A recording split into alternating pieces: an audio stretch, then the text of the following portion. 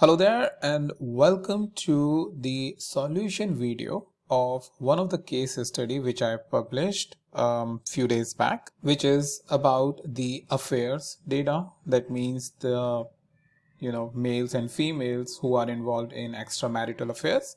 And what I provided is overall 31 questions, and if you see, I have sort of color coded because these are like common data cleaning related questions. Over here you have some data exploration, some sort of basic statistics, then probability and hypothesis, and down below something related to the machine learning. So in this video I'm just showing you the solution till question number 25. For machine learning I will be using a different video where I will be showing you the solution into the Python or R, that is like more relevant as compared for a complex data set like this, where you have lot of binary and variables that has multiple factors, right?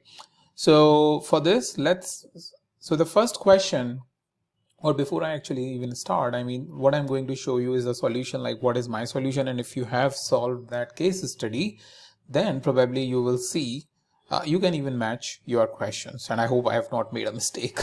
But feel free to correct me if I have made any mistake anywhere, and I'll be happy to correct it over here in this file. But I have taken almost every precaution while doing the calculations. All right. So and one more thing is, if you are interested in buying this solution file to look much more details into what exactly calculation stuff like that, then you can even buy this file using the link which is present in the description. But let me walk you through all my solutions. So first thing first is open and import. Since this is an Excel file or CSV file, so I am opening it into the same location. Then how many rows and columns are present in this data set? This is to look at how many rows and columns you are dealing with. So this is where answer 1 to 6 is present, right? So answer number 1 is very straightforward. Open the data set and create the matrix that you're able to solve it and all that. But answer number 2 is you have 601 rows and 9 columns based on the number of rows and number of columns that you have. What is the data type of each column, and if there is a mismatch, then correct it. So this is numeric, this is text, this is numeric, text. So this is what I have said over here for each column. What is this? What is basically the data type is, right?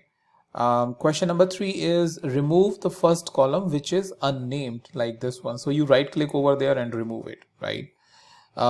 Create a new column, affair status, where code 0 in affair indicate no. That means 0 is no, rest other values indicate yes. So rest other values is basically an indication of within the extramarital affair whether they were involved in sex, whether one time or multiple times. So anything which is 0, I am keeping it as non-affair. Anything more than 0, I'm keeping it as affair was present. So this is what the column is indicating, and this is where I have created my solution, where over here, where using the if condition, if you see, if it is 0, then it is no. If it is anything other than 0, then it is yes. All right. After that, I have, is there any missing value in the data set? So you need to come and open each of this filter. If filter are not present, first, select the filter or create the filter, and then select and see if there are any blanks present in the end, right? Now we will go to the question number 7. How many males and females are present in the data set? So over here we have created the tables, and I'm showing you the question also here. This is the table where I have created based on the pivot table, female and male that is present, right? Answer number 8, or question number 8 is what is the most common age? So instead of showing only that age, what I showed is the entire age group and distribution. And you must be wondering, like, where from this age group is coming. So before I show you the solution of this, if you see over here, I have decoded this age decoded, right? So this is based on the age column. So over here we have some mapping tables which is present, right? So this is a mapping table. So this indicate once, 2 indicate twice, 7 indicates 4 to 10 times they were involved in sex, or 12 is monthly, weekly, daily. Similarly for age code, similarly for year married code. So all of this is basically a table, the mapping table that is present over here. And what I have done is I have decoded over here using the lookup. If you see, lookup is what I have used, and I have created these decoded values so that we can better understand while giving the answer. So this is what it is going on. So what is the most common age in the data set based on the below table? The 25 to 29 is basically the most number of observation. If you see 153, however, it also shows you not just the highest one, but the second highest, third highest, so on and so forth. That means the distribution of the data. Then what we have is this overall common age differ by male and female? So what I have done is I have created a chart with on the x-axis I have this age group, right? And male and female is plotted over here so that we can get a proper interpretation. And here is my interpretation of the output. Visualization is based on the above table, suggests that overall common age is 25 to 29. We also established over here because we had 153 values, in which 25 to 29 does not differ by the overall common age does not differ by male and female, because for male you have the highest value, even for female highest value. Alternatively, it means that highest representation of both male and female is in the age band 25 to 29, right? Then we have the question, do male more involved in extramarital affair than women? Then over here, which is based on the table below, if you see what I have shown is a percentages, right? And this is a pivot table that I had created. You can find it if you are creating your own. You can create a similar one, or you can basically use this one if you are taking this file. It shows that males are more involved. So you have male, this is where the affair is present. So 27% males are present in the affair and 22% females are present in the affair. But overall 24% observation that we have is present in the affair. That means 75% observations basically indicate that they do not. So it shows the balance of the data as well from the target variable perspective. The next question is, usually in which age women are tend to involve more in extramarital affairs? So again, we have created the age category, right? And look at the affair, which is yes, right? So over here you see the age group, right, in which affair is more for only female, right? So this is what my interpretation is, but using this data we can clearly see females are more involved in extramarital affair in 30 to 34, because this is where however the 25 to 29 is closely matching to this number. So we can say safely from 25 to 34 year is a age group in which females are going in and engaging more into the extramarital affair based on the data that we have. All right, next question is question number 12. Does low number that is greater than 5 years of marriage impact for extramarital affair or later years? So we have created this category table, less than 5 and greater than 5, yes or no. And here is my interpretation that you can pause and read about it. The next question is question number 13. Does low or high number of marriage years have more impact on male and female? So greater than 5, more than 5. First we were looking at overall, then we are looking at by male and female. So that's basically, analysis become more and more complex, more and more deep. And here is my observation that you can read and correct or validate it with the this table. So after this we will move on to answer number 14 to 18. Question number 14 is there any relation between age and years married and extramarital affair? So what I have done is I have created the age table.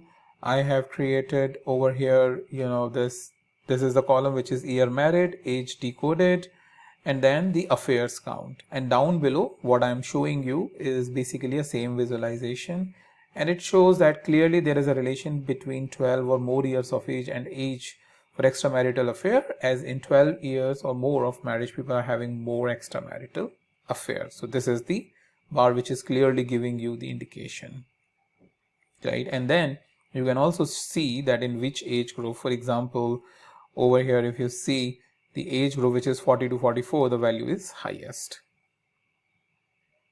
All right, let's move on to the next one. How many children or non-children are present in the data set? So how many children or non-children, or that means people are not having the children, that is present in the data set? Show it by count and percentage. So this is what we have shown, is basically the count and percentage, right? Percentage of children and non-children values is something which I have shown it over here. Then down below we have do having children result into extramarital affair. So this is where you have children, this is where you have affair percentage, and that shows yes. That means yes category shows that affair with children present 82% compared to 18% that is not present. So this is what my interpretation is based on the data that we are getting. Then question number 17, what is the distribution of religiousness? So this is the this is the benefit of getting the decoded value. If based on the mapping table, that we can clearly see that distribution of the data, that means highest value we have is the 190 for those who are somewhat religious, not at all is the second one, slightly very religious, and anti-religion, right? Do less religious people have more extramarital affair or more religion people? So this is what my data is based on the religiousness. This is what the visual representation is, and here is my interpretation, that you can pause the video for a couple of seconds and interpret and correct it from the, or validate it from the table. All right.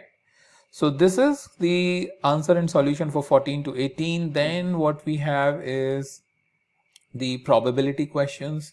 So what is the probability of male having an affair? So what we are looking at is total male and male engaged in affair, and then we are calculating the 27% of the males are engaged into the, what is the probability of male based on this data?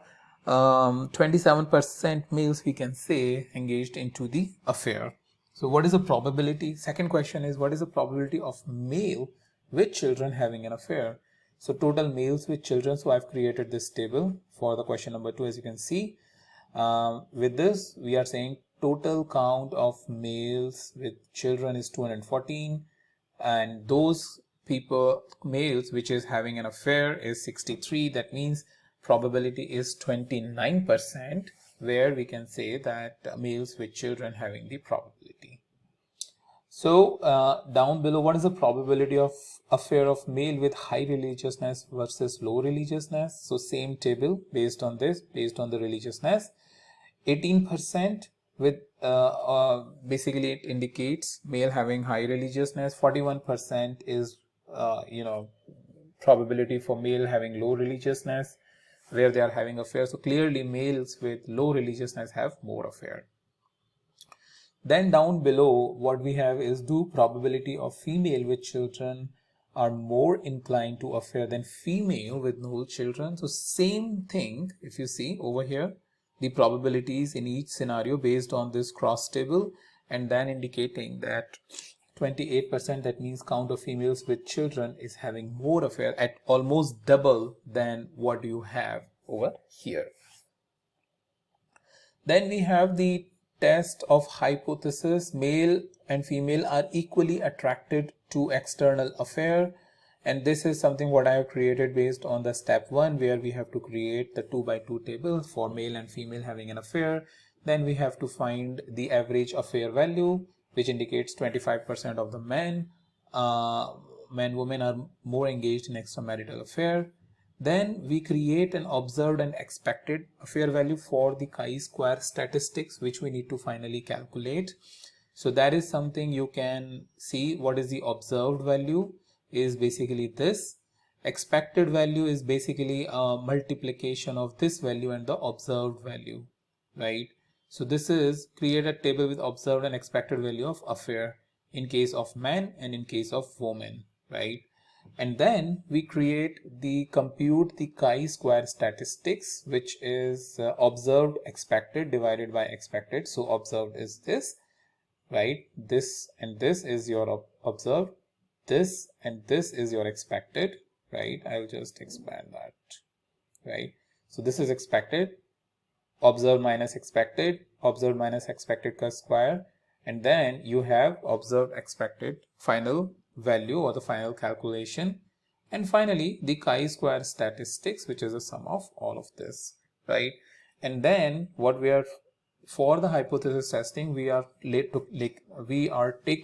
the 95% confidence, and we are saying that we reject or fail to accept null hypothesis based on the chi-square validation table, which is, you can see, based on the chi-square table of 1 degree of freedom and 95% of significance level, where we are failed to accept or reject the null hypothesis that men and women are equally attracted for external affair. So this is, in 5 steps we have created the chi-square statistics to prove our hypothesis. Then we are asking the same question: males having children engage more in external affair than female. So based on this 5-step formula and the table link which I have given, you need to solve this question on your own, because I have already given solution for one case. And then if 10 males are randomly selected, so again a probability question over here, that from this data set, if we are selecting 10 males, then what is the probability of 5 of them do not have an affair, right? So based on this question, right, the probability of male having an affair, based on the question 5, probability of male having an affair is 0.25. So this is the step 2, where 0.25 of men, women are engaged into the extramarital affair. So what we are taking is that probability of male having an affair is, let's say, 0.25, and not falling in affair is 0.75. Actually, I just realized that this is wrong, because 0.25 is your overall, right? This is for your entire data set, because you are saying men and women. However, we can easily calculate it for the men. So we are saying male falling in affair is this much divided by the overall male value, so 27%, right? So we will say over here, we will just quickly correct it, 0.27, right? And we will change this to this, right? 0.73 and 0.27, right? And here is our so we put everything in the formula and the output.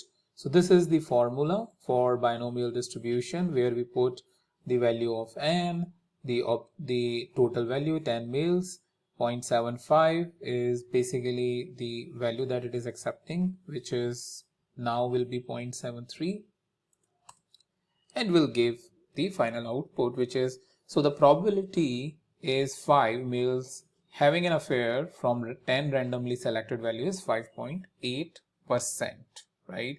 So this type of a question can very easily come when the business questions are coming, like if we have 10 salespeople are randomly selected, what is the probability that 3 of them will going to meet their target, right? So we need to calculate the probabilities accordingly and tell them, okay, the chances are very low, right? 5.8% is very low. So you may always want to have the probability high. So that means more work needs to be done. Probability, just correct. And then finally what we have is the machine learning question, which I suggested that we will use the Python or R to create it. So that's mainly what I wanted to show you. However, my plan is that I will try to do the similar stuff into the Tableau and Power BI, to also show you how you can achieve the similar output over there. But I hope you enjoyed this solution. I know it will be a little fast, but the whole idea is that you pause the video, or repeat it so that you understand it better, because if you are watching it very first time for this solution, it will take some time to digest it. So that's about it, and I'll meet you in the next video with a new topic.